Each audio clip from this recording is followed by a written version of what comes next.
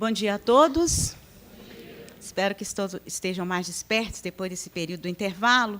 E esse tema é um tema longo e assim nós não vamos esgotá-lo. Nós vamos apenas aqui chamar a atenção de todos vocês para esta questão da bioética.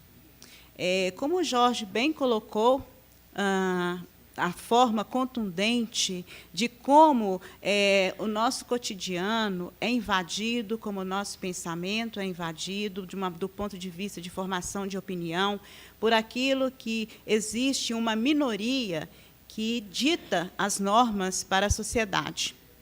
E, quando a gente fala em ditar normas para a sociedade, nós estamos falando que o seguinte, é um indivíduo, como diz o Jorge, porque o nosso modelo é um modelo baseado na pessoa, no individual, o indivíduo ele não tem força. E, se ele não tem força, ele pode ser disposto pelo Estado de qualquer forma. Aí eu vou chamar a atenção, os filmes que são campeões de bilheteria, atualmente, a gente tem aí a série Divergente. O que é a série Divergente? Era uma pessoa que era diferente do padrão e ela luta. E ela é aclamada porque ela luta para impor uma questão que é a questão do indivíduo, não do coletivo. Então, por que nós assistimos esses filmes? Nós temos essa mensagem do individual e continuamos, muitas das vezes, a agir de forma como eles determinam coletivamente. Vou começar com essas perguntas. Nós não podemos falar de terminalidade dessas questões bioéticas e citarmos a codificação e toda aquela leitura complementar da codificação, se nós não soubermos realmente responder essa pergunta do ponto de vista racional. Uma coisa é nós termos a nossa crença, nós lermos o Livro dos Espíritos, a forma racional como Allan Kardec posiciona-se pela vida, e outra coisa é nós temos a fundamentação técnica para isso. Estamos no século XXI, e mesmo lá no século XVIII, Kardec já colocou que a doutrina espírita ela seria para o futuro, para ela estar par e passo com a ciência, que se em algum ponto a ciência contradissesse qualquer um daqueles postulados, que abandonássemos a doutrina e ficássemos com a ciência. Então, quando nós estamos falando disso, nós temos que ter certeza se realmente há vida após a morte. E quais são as evidências que nós temos na atualidade que possam fortalecer esses nossos postulados, para que nós podemos realmente defender a vida, para que tenhamos voz. Então, eu peguei esse artigo do Dr. Alexander, que é um pesquisador, da Universidade Federal do Rio de Janeiro, e ele escreveu esse artigo que eu achei simples, qualquer pessoa pode compreendê-lo, não tem uma linguagem técnica rebuscada, e, nesse artigo, ele parte do pressuposto que, para que nós falamos na sobrevivência da alma, nós temos 3 grandes evidências. Uma delas é os casos de evidências de reencarnação, que são as publicações do Dr. Ian Stevenson, que ali tem aquelas crianças que se recordam das vidas passadas, tem aquela pesquisa exaustiva de mais de 2.000 casos, com as marcas de nascença. Outra evidência que temos com relação a isso é a mediunidade. O trabalho realizado, a compilação realizada por Allan Kardec, através dos escritos, daqueles que estavam no mundo espiritual e que retornaram, trazendo para todos nós essa grande evidência da sobrevivência da alma. Trabalho esse que foi corroborado por muitos pesquisadores, desde o século XVIII até a atualidade. E nós estamos falando de pesquisadores sérios, muitos deles ganhadores de prêmio Nobel. E temos as citações de William Crookes, Alexander Aksakov, que foram a fundo, a campo, a fundação da Sociedade de Pesquisas sobre a Psique em Londres e na França, o Dr. Heine, vários pesquisadores que chegaram de forma inequívoca à conclusão da sobrevivência da consciência, se este termo fica mais tecnicamente adequado para lidar com os cientistas. a sobrevivência da consciência após a morte, que para nós nada mais é do que a sobrevivência da alma. E se ainda não estivermos satisfeitos, nós temos o chamada experiência de quase morte.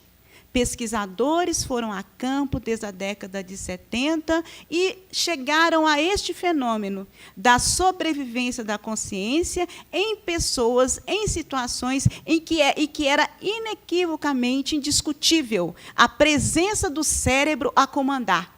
Durante uma EQM, nós temos uma parada, vamos dizer, cardíaca, na qual falta o suprimento de oxigênio ao cérebro. E o cérebro sem oxigênio, ele não tem atividade elétrica. Então, aquele eletroencefalograma transmite uma linha plana. Se ele transmite uma linha plana, e ele é tido pela ciência materialista como o anteparo principal de formulação de pensamentos, por que aquelas pessoas escreveram aquelas cenas? Porque elas viram os médicos operaram. Porque elas ouviram o que os médicos estavam falando. Porque elas colocam de maneira muito vívida tudo aquilo que se lhes aconteceu durante o momento em que o seu cérebro não estava funcionando. Então, agora nós podemos falar sobre o assunto, porque já estamos embasados, já podemos melhor absorvermos. Então, comecemos pela eutanásia. Etimologicamente, eutanásia quer dizer boa morte. No dicionário Aurélio, morte serena ou prática pela qual se busca abreviar, sem dor ou sofrimento, a vida de um doente reconhecidamente incurável. Nós temos duas pontuações a fazer com relação a isso na história. A primeira, Hipócrates, o pai da medicina, 400 anos a ninguém, isto é o juramento de Hipócrates, que está sempre suprimido nas solenidades de formatura dos cursos de medicina. Eles colocam ele de maneira sintética, justamente para suprimir os preceitos éticos, legais e morais que são fundamentais na formação de cada profissional. A ninguém darei para agradar remédio mortal, nem conselho que induza à perdição. Mas, em 1605, o filósofo e político inglês Bacon, ele introduziu esse termo eutanásia, como sendo o ofício do médico de conduzir a uma morte doce e suave. E aí nós estamos com esta situação. Vamos fazer aqui um quadro de classificação dos tipos de eutanásia. Existe a chamada passiva, que é aquela que seria a omissão ou interrupção do tratamento que sustenta a vida. Seria, desliga-se um aparelho, corta o suprimento de oxigênio, corta-se a ventilação mecânica, corta-se a alimentação. Eutanásia ativa ou positiva. Comportamento ativo promovendo a morte rapidamente. Este aqui é quando se introduz uma medicação que vai induzir a esta morte. E a chamada distanásia. É a máxima utilização de recursos terapêuticos para prolongar a vida o máximo possível, prolongar o momento da morte o máximo possível. Morte lenta, ansiosa e com muito sofrimento, na definição do dicionário Aurélio. E surge este termo, ortotanásia, que seria a morte no momento certo. Assim, ela opta por restringir ou descartar tratamentos agressivos ou ineficientes que não reverterão o quadro em questão. Entra com os cuidados paliativos até o momento da morte. De acordo com a Organização Mundial de Saúde, é o controle da dor e outros sintomas e cuidados de origem psicológica, social e espiritual. A respeito disto, inclusive nos cadernos de bioética do Conselho Federal de Medicina, existem artigos sobre a questão da religiosidade, da espiritualidade na terminalidade. Então, o tema ele não está sendo, vamos dizer assim, menosprezado nas discussões no ambiente. Muitas das vezes, ele é sufocado. São aquelas correntes. Eles são sufocados para que prevaleça uma cultura tal que aquela vida ela já é ineficaz. Do ponto de vista do Espiritismo, nós podemos dizer, o ser humano, ele é trino, não é? Como disse o professor Tomé. Então, nós somos corpo físico, somos perispírito e espírito. Quando nós temos esta concepção, nós obrigatoriamente precisamos de construir um modelo diferenciado para nós de comportamento diante de qualquer situação da vida. Porque se nós temos evidências científicas de que há a sobrevivência da consciência após a morte, e nós temos todo um cabedal de informações diante dos nossos conceitos religiosos de que a vida ela é composta de situações inúmeras e que essas situações são aprendizados.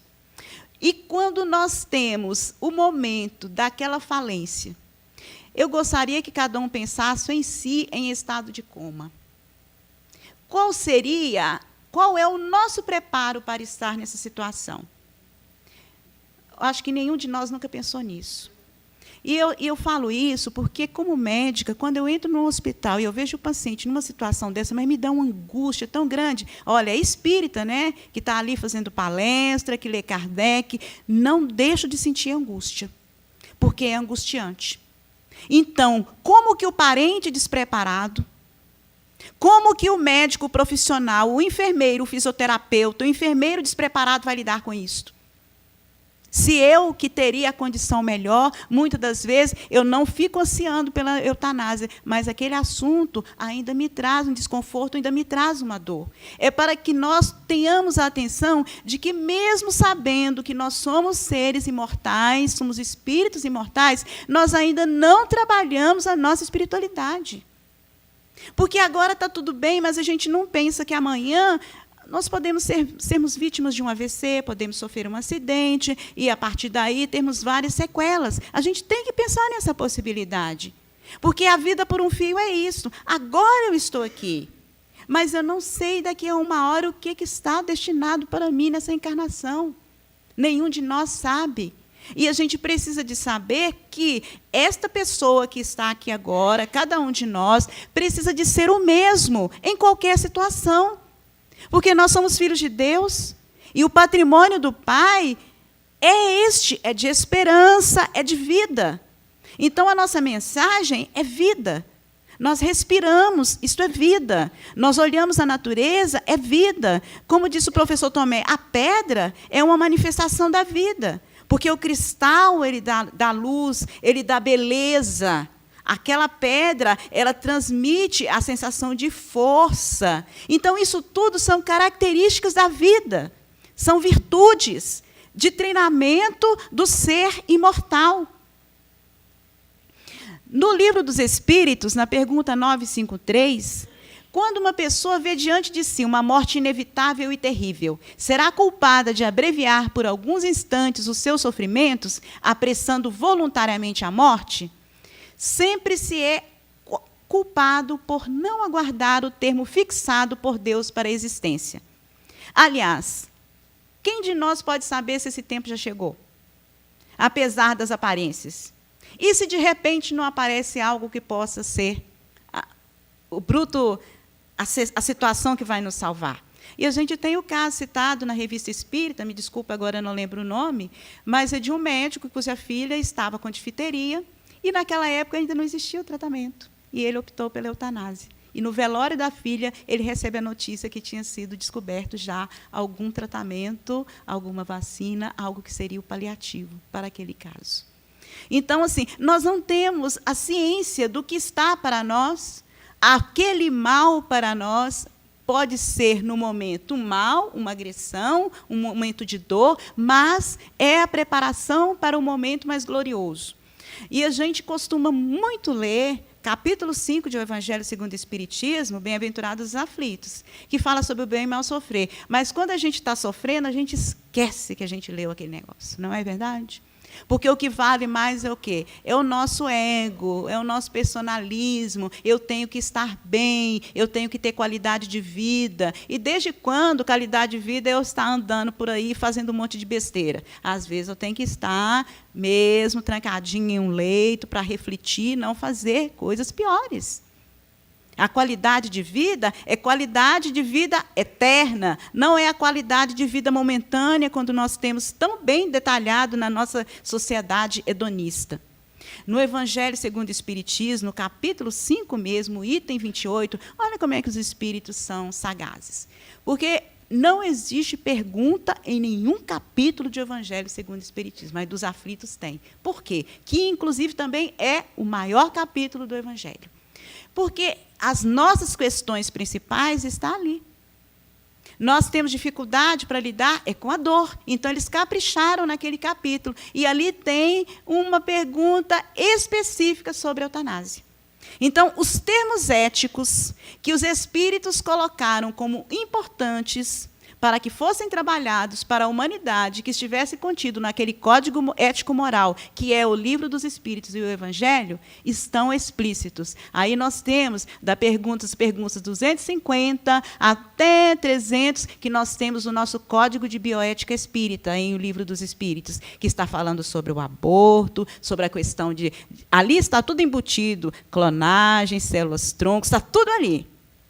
E aqui no Evangelho nós temos falando sobre a eutanásia. Aí perguntar, por que esse tema era tão importante lá? Não, mas aqui, eles estão pensando no porvir da sociedade. Naquela época não era a coisa mais relevante, porque as pessoas morriam tão cedo que não tinha o avanço da ciência para poder ter doença crônico-degenerativa. Morria de guerra, ou de duelo, ou de doenças mais simples, infecção, e pronto, acabou. Não tinha essas outras coisas. Mas está lá.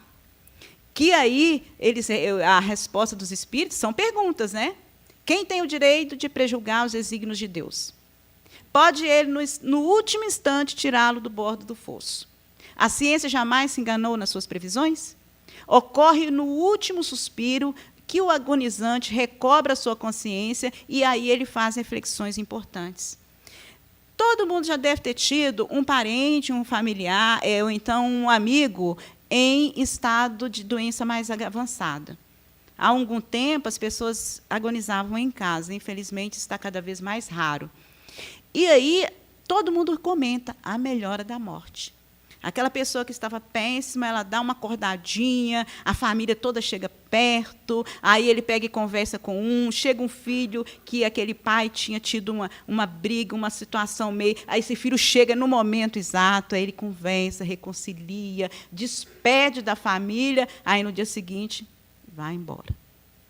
Então, é o momento que aquela pessoa teve para partir para a pátria espiritual com as suas pendências realizadas. No livro O Consolador, pergunta 106, Emmanuel traz. A agonia prolongada, ela tem uma finalidade preciosa para a alma. E uma moléstia incurável pode ser um bem, válvula de escoamento das imperfeições do espírito em marcha. A ciência precária dos homens não pode decidir nos problemas transcendentes das necessidades do espírito. Por isso que, cada vez mais, nós buscamos espiritualizar. Eu não gosto dessa palavra humanizar, porque a medicina ela é humana por essência. Então, eu acho esse termo totalmente equivocado. A medicina é humana porque nós somos seres humanos e lidamos com seres humanos. Mas a medicina não é espiritualizada ainda. E a partir do momento em que ela é espiritualizada, algumas doenças que são graves, elas podem ser resgatadas do ponto de vista não só do tratamento específico, mas do tratamento daquela alma em sofrimento. Então, a terminalidade, que muitas das vezes as pessoas acham que é só quando a pessoa está na UTI, a terminalidade ela aparece, muitas das vezes, quando uma pessoa, desculpem, é diagnosticado com uma doença grave, já bem avançada, como diabetes. Então, me desculpem se tem algum diabético aqui. E por que eu cito diabetes? É a doença mais comum. É a doença crônico-degenerativa mais comum, e todo mundo já sabe que o diabetes é uma doença que parece um jogo de dominó. Vai descendo. Mas ela tem tratamento? Cada dia aparecem drogas melhores. Mas o que é mais importante no diabético? É só o uso da insulina e dos últimos hipoglicemia antiorais? Não. E muitas das vezes nós esquecemos disso. Nós temos que resgatar aquela pessoa, saber por que ela está com aquela doença. Qual que é o significado daquela doença para aquele ser? Aí sim eu vou ter trabalho. Isso é cuidado paliativo.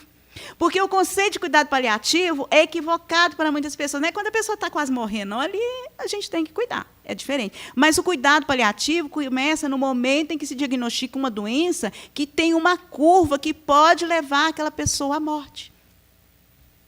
Precoce ou mais tardiamente. Porque através o cuidado é justamente isso, o cuidado que eu tenho que ter com o meu corpo, com o meu pensamento, com os meus atos na vida, o cuidado que eu preciso de ter nas minhas relações humanas, porque existem artigos científicos colocando que aquelas pessoas solitárias, sem convivência familiar, elas têm maior risco de terem AVC.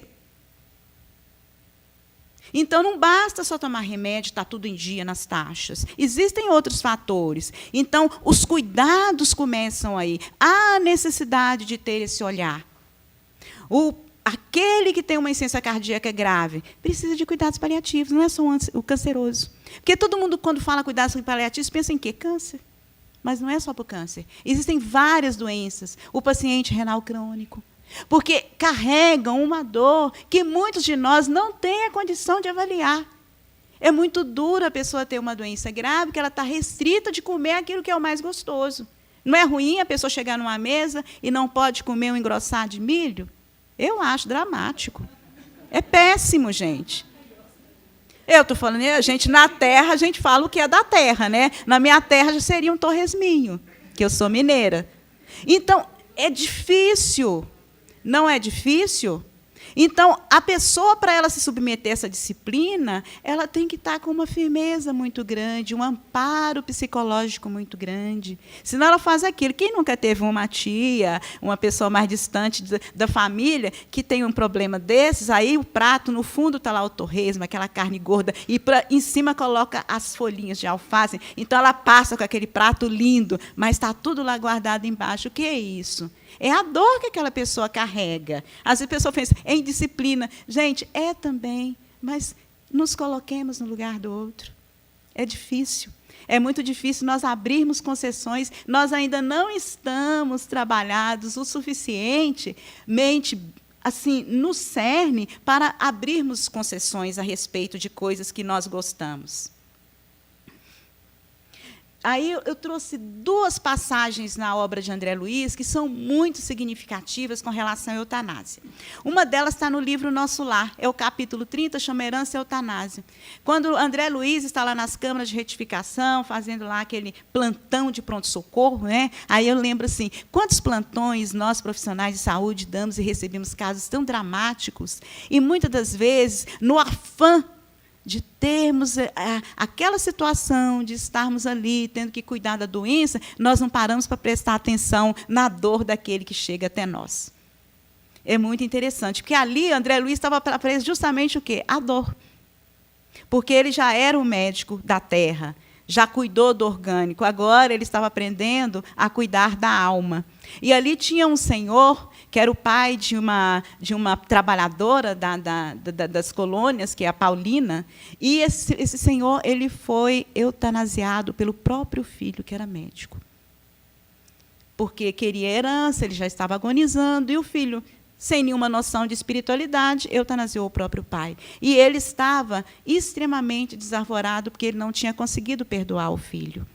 Em uma situação catastrófica. E a Paulina, que era uma filha dedicada, estava sofrendo com todo o drama familiar, ela foi até o pai para ajudá-la, demovê-lo daquela ideia. Porque o pensamento do pai se repercutia naqueles familiares que estavam encarnados, e os familiares encarnados devolviam o pensamento para aquele pai, e ficava um bate e volta. E todos em um sinal de adoecimento espiritual muito grande. Então, a primeira coisa que a gente tem em noção é o seguinte, né? Os nossos bens são importantes. Às vezes, nós trabalhamos tanto para deixar um bem, e os médicos que têm filhos não trabalham, é plantão e tudo, para deixar o melhor para os seus filhos.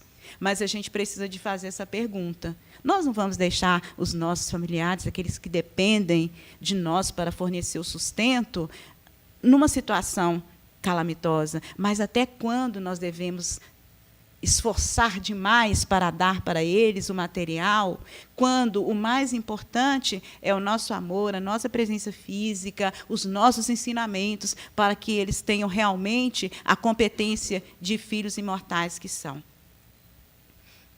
O outro caso está em Obreiros da Vida Eterna, que também é um caso muito bonito, que em Obreiros tem descrição de vários casos de desencarne. Então, esse do Cavalcante foi o mais interessante, porque ele estava angustiado, apesar de ser uma pessoa que ele não era de má índole, mas ele não tinha o preparo da vida espiritual. Então, ele estava se debatendo para não morrer.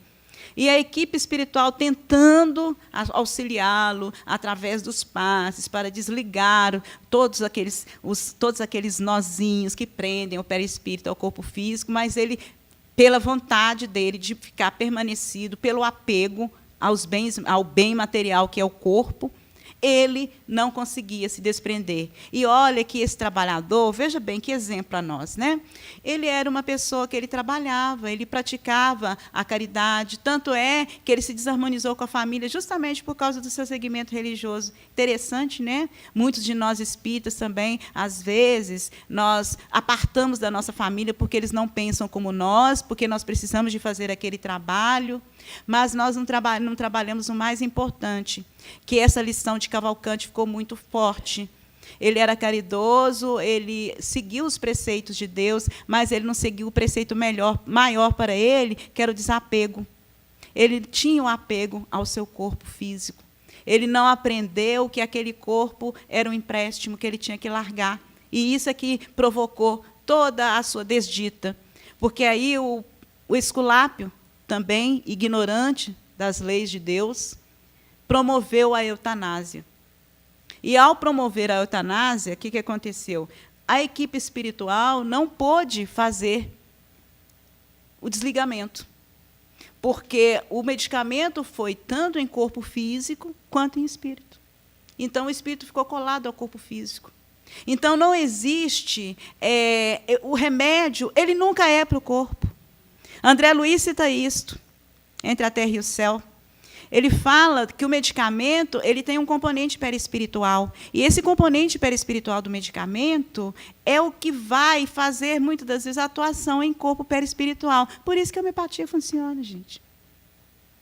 Porque ela atua em situações mais sutis. Então, ela funciona, ela atua lá no perispiritual e, por contraponto, vem o retorno ao corpo físico. E aí o Cavalcante ficou naquela situação bem atrelado ao corpo físico, e só depois de muito tempo é que ele conseguiu se desligar com a ajuda da equipe espiritual. Então, esta é uma das situações que podem ocorrer. Muitas das vezes, cada vez mais, nos nossos serviços de UTI, se usa muita sedação com idosos. Eu tenho pavor de sedação com idoso. Porque muitas das vezes o idoso fica confuso porque está internado. É natural, tira da sua casa. Idoso é que nem gatinho, né? Gato sai de casa? Não. O gato gosta daquele cantinho. Então, tirou do lugar, do ambiente ao qual ele está acostumado, é natural que ele vá agitar.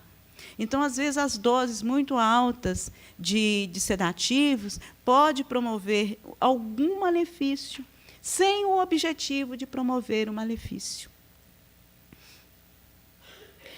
No livro Plantão de Respostas, Chico fala sobre os tipos de coma. Isso é muito importante, porque ainda há dúvida. Volta e meia a gente recebe alguma pergunta de alguém do meio espírita. E o coma? O espírito está ligado? O espírito não está ligado? Então, assim, essas perguntas foram endereçadas também a Chico, e aí tem as situações. Existem alguns espíritos que vão estar em coma também, em espírito, junto com o corpo físico, porque são apegados, eles não têm noção. É igual, tem espíritos que, na noite, dorme do lado do corpo. Não desprende. Ele não sabe o que é vida espiritual. Então, como é que ele vai desapegar? Mas até um momento que vai chegar um benfeitor e vai auxiliá-lo. Existem outros que vão estar ligados, mas são livres, que saem, encontram com a equipe espiritual, alguns vão realizar os fenômenos de EQM, quando voltar vão relatar. E existe o quê? O papel daqueles que estão ao redor, que é o papel da prece, da conversa edificante, né? Assim, é bom você ver horário de visita em UTI, que a gente só ouve coisa esquisita, né? Parece que o pessoal adora falar, parece que eles adoram ler a morbidade. Eu nunca vi gostar tanto de morbidade. Ah, esse caso é grave tudo, e já ler logo na internet, para poder ficar ali naquela competição, quem sabe mais sobre a doença. Então, eles ficam apegados, muitas das vezes, naqueles detalhes, e esquecem que uma palavra de consolo, uma palavra de atenção, uma prece, inclusive aos facultativos que estão cuidando daqueles doentes, é o melhor auxílio que possa ser dado. E Chico também responde, qual a postura diante da eutanásia? Estando o corpo físico mantido por instrumentos, o espírito continuar ligado a ele ou não, foi uma pergunta específica. Então, assim, é uma pergunta muito pertinente, que às vezes vai lá e o médico fala assim, olha, está em morte cerebral, tem só o coração batendo. Gente, se o coração está batendo, tem fluido vital. Se tem fluido vital, é porque o cordão de prata está lá. Quando o espírito vai embora, vaza, morre. Pronto. Então, assim, é simples assim, não tem que ficar questionando muito. E o aparelho ele vai conseguir manter o quê? Ele mantém aquele laço fluídico preso por mais tempo, até o momento em que aquele espírito deva sair daquela situação. Porque aquilo é um aprendizado para aquele espírito. Ele precisa de estar aquele tempo ali para refletir sobre algo que, talvez, durante toda a vida, ele não teve a condição de refletir. Então, está sendo dado para ele uma moratória. É uma vida a mais que ele tem antes dele chegar lá no mundo espiritual em total desorganização. Então, essas situações, como Chico diz, são valiosas lições depurativas para o espírito. E a fuga de uma situação difícil não vai aliviar as causas que a produziram, porque ele vai sair do mundo corporal, vai entrar no mundo espiritual, com os seus equipamentos espirituais, com a sua mente, o seu corpo mental, os seus pensamentos totalmente desalinhados. E vão levar uma larga escala de tempo para serem tratados e reorganizados do ponto de vista mental. Aqui, eu voltando sobre a EQM, então, eu trouxe aqui 3 pontos principais. O primeiro, o pesquisador que lançou, assim, a celeuma na sociedade, de uma maneira geral, no público leigo, que esse livro Vida Depois da Vida, que foi Raymond Moody, que ele pegou 100 casos, descreveu o fenômeno, isso na década de 70. Mais tarde, em 2001, nós devemos a este cardiologista holandês, o Pim van Lommel, que fez a primeira pesquisa e publicou em uma revista científica sobre experiências de quase morte, retratando como é que ocorre todas as suas etapas. E nós temos recentemente o caso desse neurocirurgião de Harvard, que era um cientista materialista e que não acreditava realmente, neurocirurgião. Então, ele acreditava que tudo era produto do cérebro, e ele cai nessa situação de estado de coma. E, ao cair nessa situação, ele faz o episódio de quase morte. E, ao retornar do coma, ele escreve esse livro, se colocando diante de toda a comunidade científica. É um livro interessante, ele tem traduzido para o português, e, geralmente, eu recomendo esse livro, porque a gente tem pacientes de todas as categorias ideológicas. Então, a gente precisa de ter esses livros que, assim, atende a todo mundo. O espírita pode ler, o evangélico pode ler, inclusive porque esse neurocirurgião é evangélico. Aí, o que não tem religião nenhuma, o católico pode ler, que, assim, o que ele coloca lá é de uma forma universal. Eu trago aqui a questão, não é só religiosa, ela está no Código de Ética Médica. Então, abreviar a vida de paciente, ainda que pedido deste ou de representante legal, não. Ninguém vai pedir a nenhum médico para fazer uma coisa, ele vai ser constrangido a fazer. Pode estar em decretos 1000, o que vale é o juramento que cada um fez diante de Deus. É o juramento que cada um fez diante daquela proposta, daquela profissão. Então, é uma questão que a gente não discute. Do ponto de vista legal também, o nosso código penal é o artigo 121. Também não tem abertura para isso. Eu trouxe 2 exemplos, que são exemplos que muito motivaram a mídia internacional, foi na década de 70, 80. Uma desse italiano, Salvatore Crisafulli, que ele ficou em estado de coma durante 2 anos, e, quando ele acordou, ele relatou tudo aquilo que ele havia ouvido com as pessoas, e tudo, falou da angústia que era ele saber que estava ali e que não podia comunicar para as pessoas. O outro caso é dessa menina, a Karen Killen, que entrou em um estado vegetativo após chegar de uma festa, e aí os pais entraram em batalha, tiraram ela da ventilação mecânica em 76, mas ela só foi desencarnar em 85 por causa de uma pneumonia, mostrando que, sim, havia o tempo, não era a ventilação mecânica que estava tão prolongando a vida dela.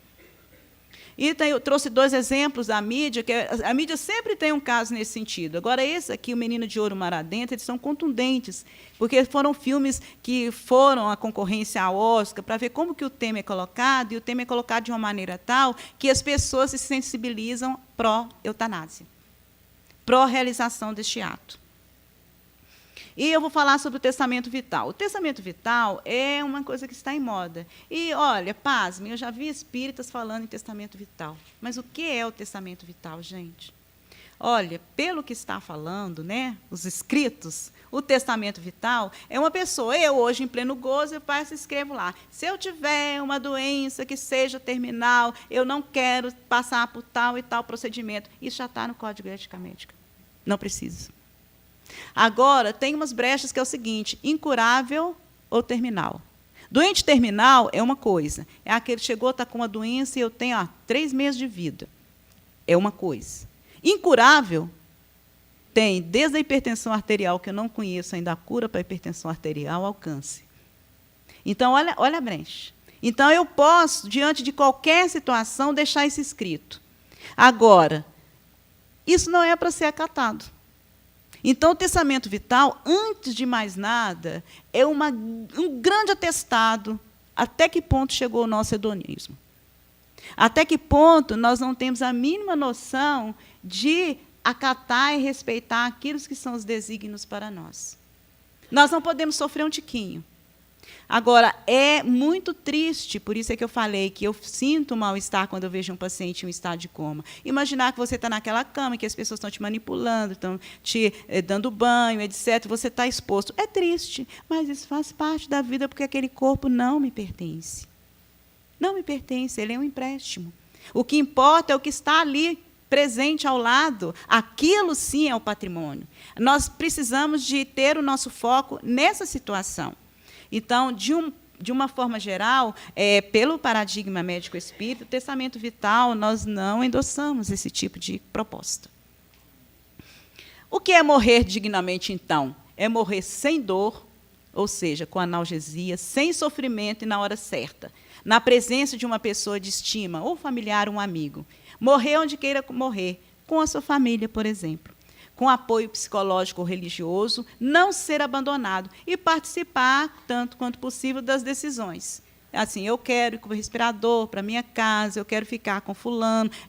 Isso, sim, é que é a escolha que toda pessoa deve fazer com relação à sua terminalidade.